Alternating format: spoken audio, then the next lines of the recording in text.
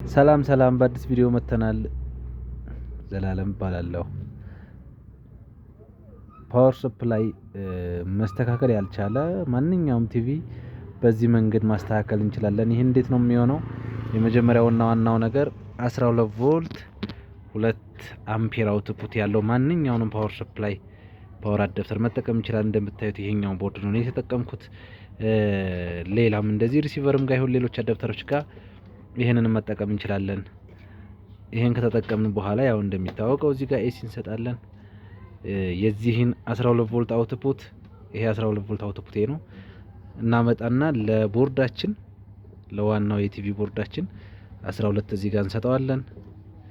12 እንሰጣለን። 12 ከሰጠን በኋላ ቦርዳችንን እንደሚበራ ወይም በትክክል እየሰራ እንደሆነ ስታንድ ባያችንን መሰረት አድርገን እንሞክራለን ማለት ነው። ስታንድ ባያችን ከመጣ ከስታንድ ባይ በትክክል ኦን ስናደርገው ኦን ከሆነ በኋላ ምን እናደርጋለን? ባክላይታችን እናበራለን ማለት ነው። ባክላይታችን እንዴት ነው የምናበራው? ያው ሪሌ እንጠቀማለን። ሪሌ እንደምታውቁት 12 ቮልት ሪሌ እዚህ ያለ፣ ባክላይት ድራይቨር እዚህ ያለ። ከኤሲ የመጣውን ለሪሌያችን ከጀርባ 3 መስመር አለ።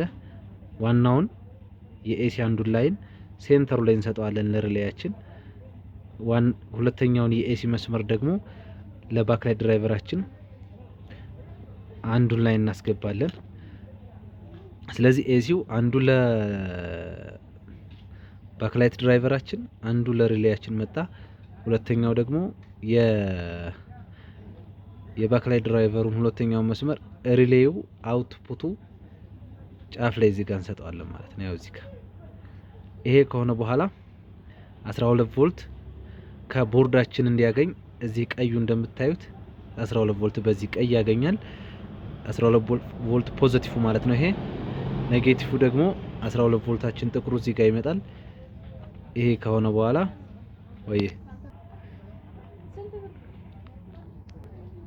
እዚህ ጋር እንደምታዩት የባክላይት ድራይቨራችን አውትፑቱ ኔጌቲቭ ፖዚቲቭ በዚህ መጣ ማለት ነው። ወይል እንግዲህ ከቦርዳችን 12 ቮልት ቦርዳችን ኦን ሲሆን 12 ቮልት የሚያገኘው ጋር ፖዚቲቭን እንሰጠዋለን።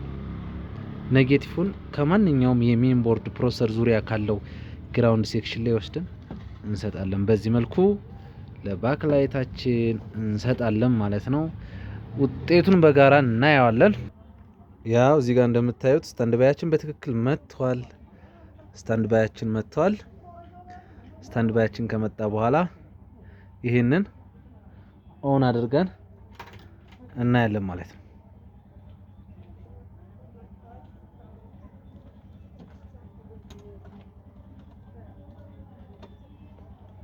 ያው ኦን እናድርገው እስኪ።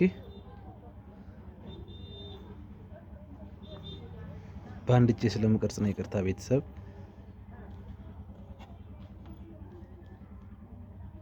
ቻት ያው ኦን ላደርገው ነው።